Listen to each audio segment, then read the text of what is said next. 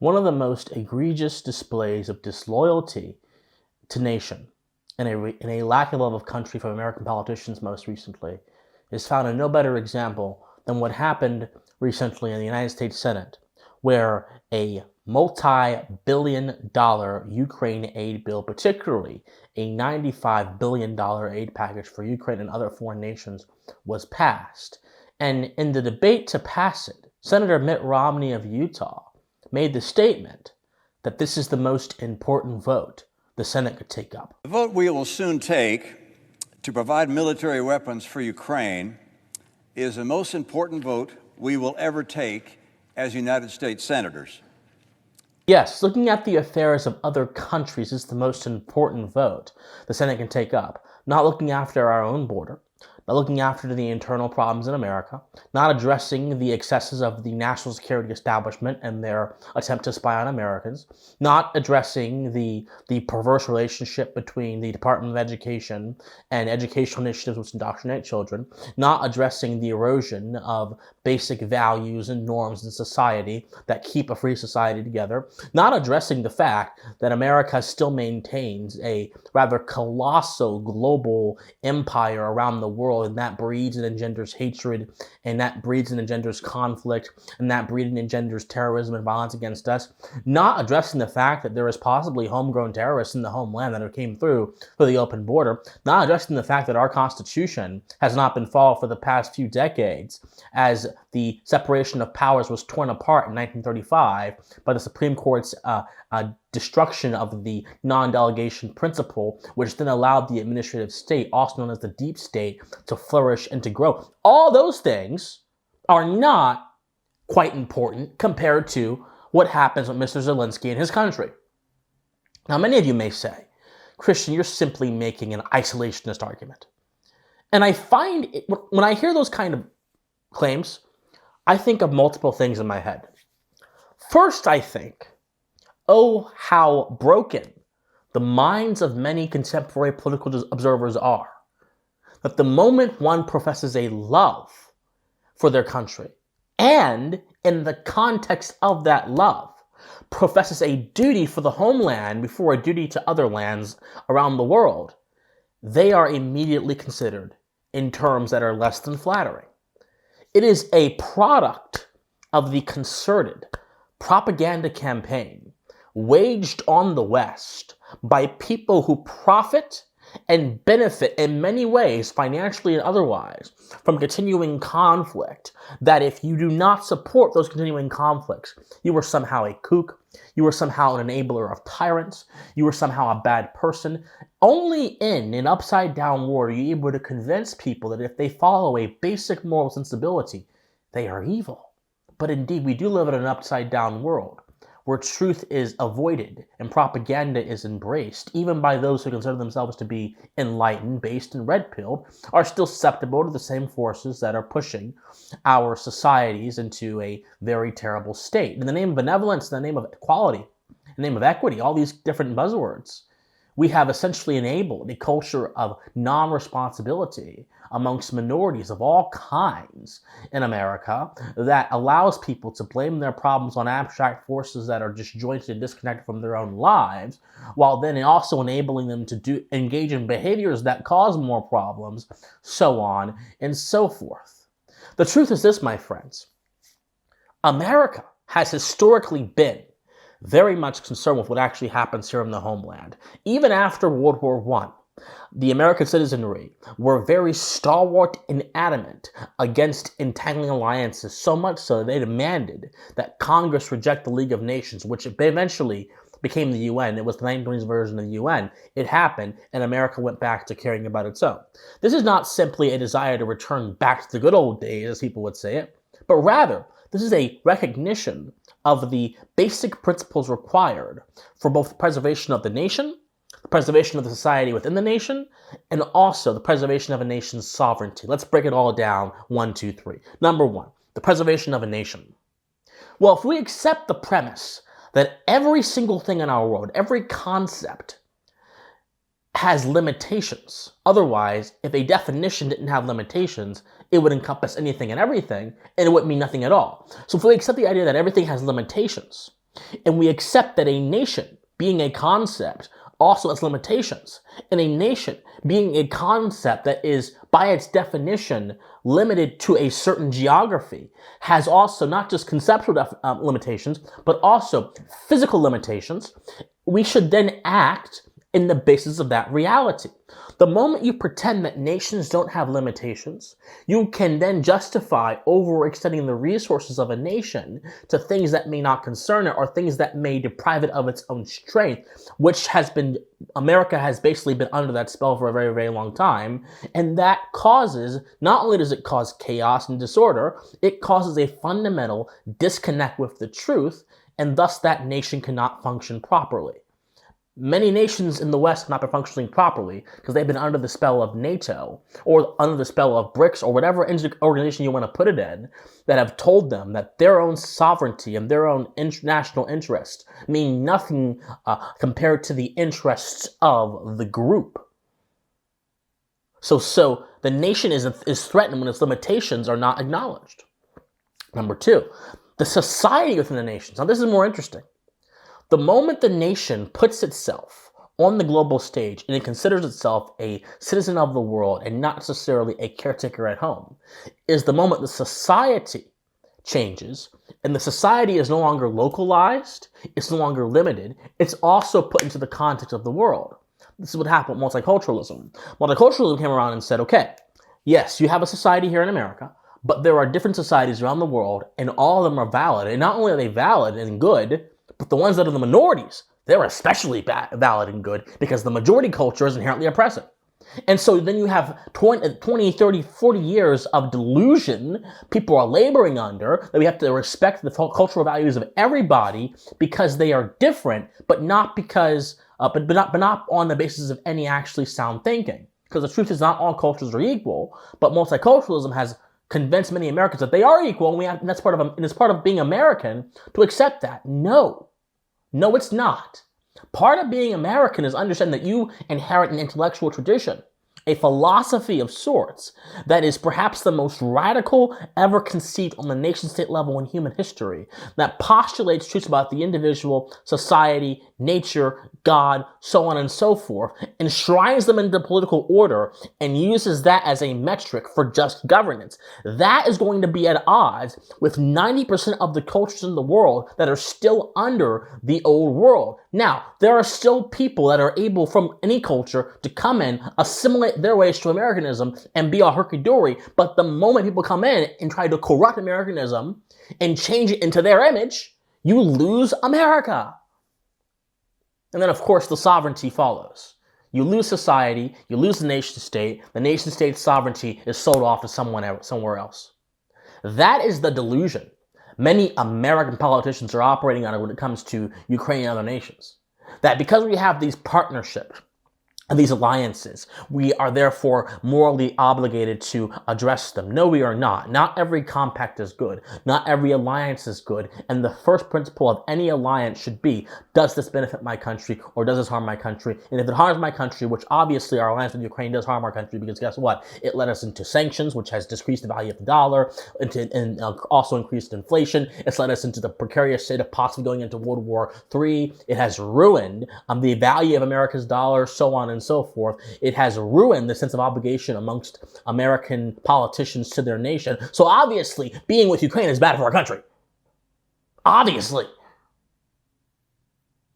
As is allegiance to any other nation. But then the other justification brought forth is that America has an obligation to fight evil. This is the delusion those 22 Republicans who supported this nonsense labored under. This is the delusion that Mitt Romney labored under, that America has the obligation to fight evil. To be the world, not the world's policeman, the world's moral policeman. I have a few things to say on that before I close. Number one, the moment someone uses rhetoric, especially rhetoric of morality and emotions, to make geopolitical decisions, you should be suspicious. Because you see, there are two dimensions of moral thinking. The mind, your reason, your heart. The rhetoric of evil should logically hit both dimensions. But more often than not, when evil is invoked by rhetoricians who have something to push and an agenda to push, they're hitting you at your heart and your emotions. When Obama said, for example, we can't let Gaddafi live because he is a brutal dictator that is slaughtering his citizens, America has carried out bombing campaigns against civilians, even other American citizens without due process. Remember the Abu Ghraib? America oversaw prison camps and torture camps in our nation and in other nations where sexual assault happened, where all kind of unspeakable acts happened.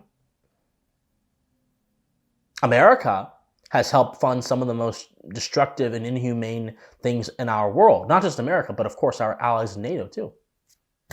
I'm not saying this to hate on America. I love America. I'm saying this because if you love someone, you're going to be honest with them.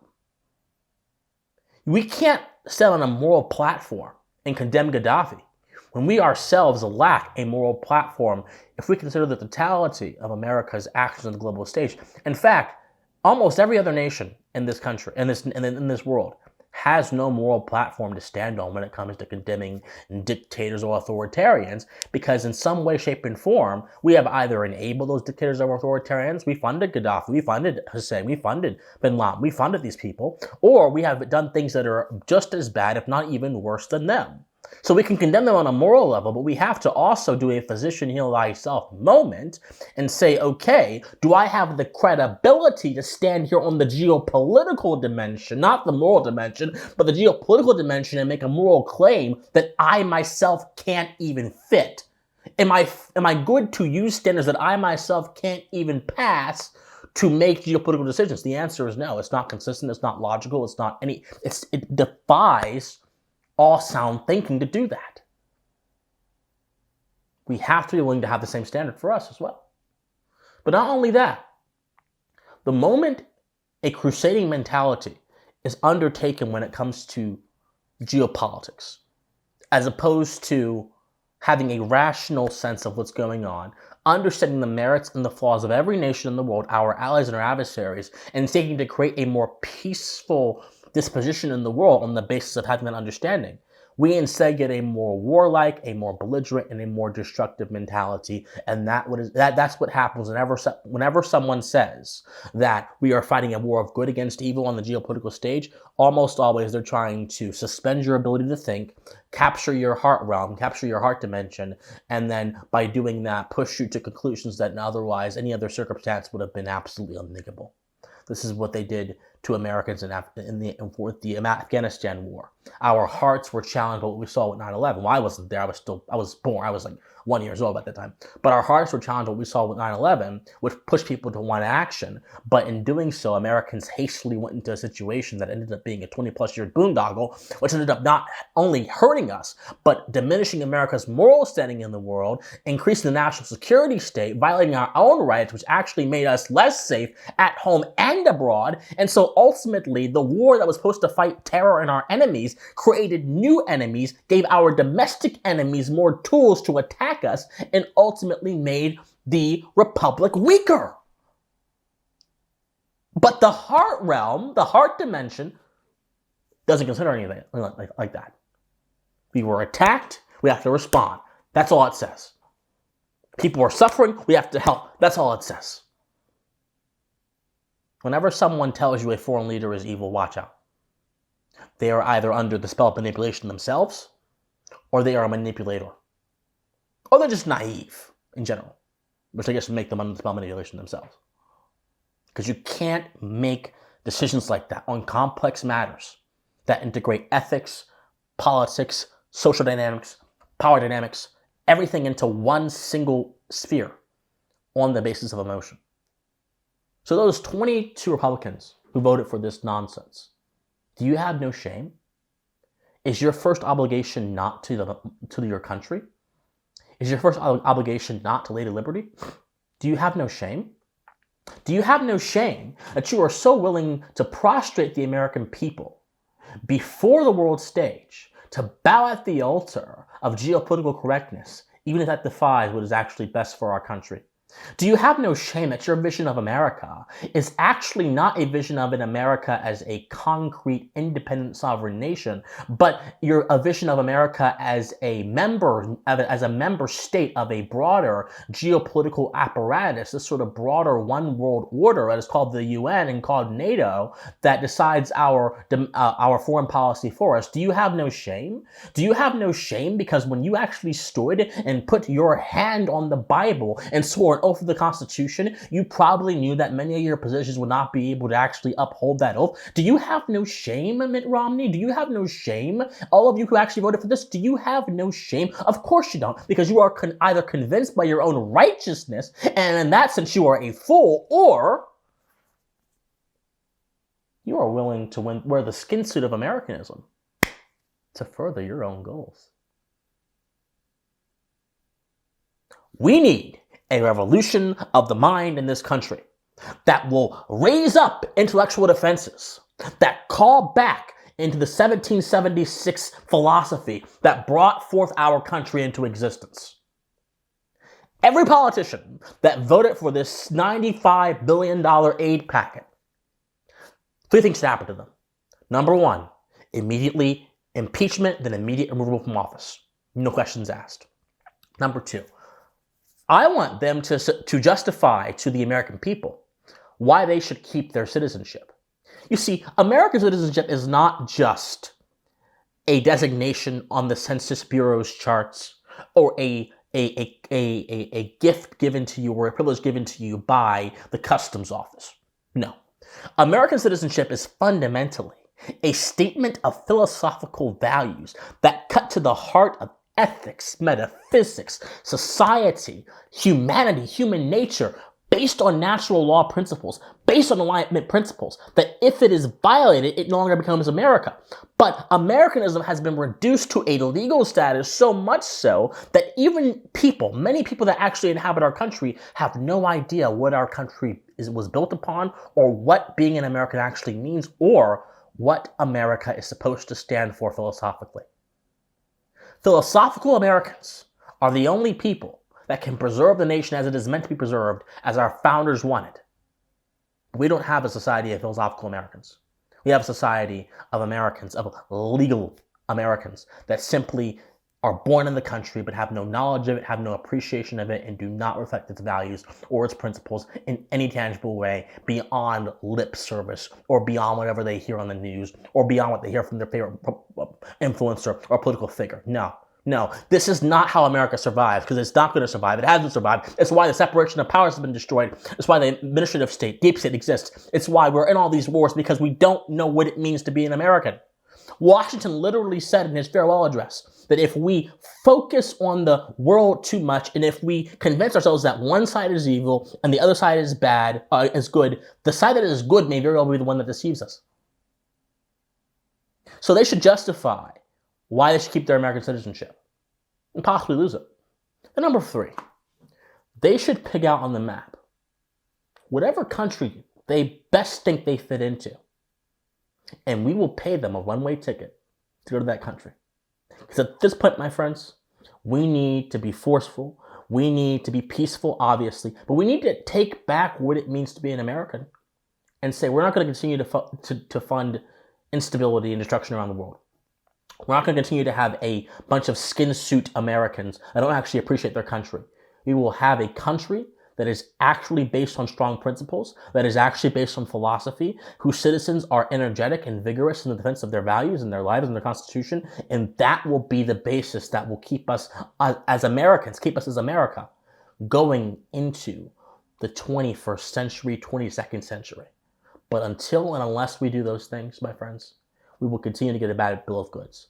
All politicians and people that support this nonsense, and you're Americans, shame on you. Your citizenship should be reconsidered, and you should also ask yourselves, am I truly an American? What are my values? Because they don't line up with our initial vision. My friends, like this video, comment on this video, share this video, subscribe to this channel, donate to me if you want to, Patreon, PayPal, all that is in the comment section down below. My friends, study history, study philosophy, remain morally convicted, and please stay pensive. Bye, guys.